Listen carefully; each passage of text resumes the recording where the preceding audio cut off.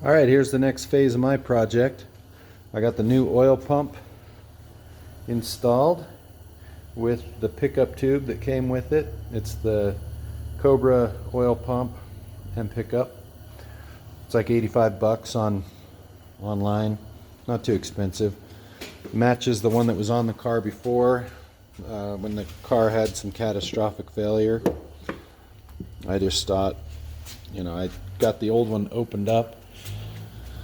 And it looked like it had some metal go through it.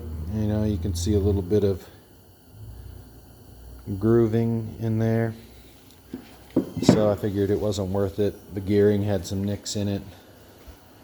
So I went with a new pump and a new pickup. So this is going to be sweet. I'm going to get the oil pan cleaned up and use some plumber's putty or modeling clay or something, put around this, and then I'm going to install the pan, get it all torqued down, then remove it. Then I can measure the clay that's made an impression on the pickup and see if I have the required clearance. So to go to that point, hopefully get this done soon.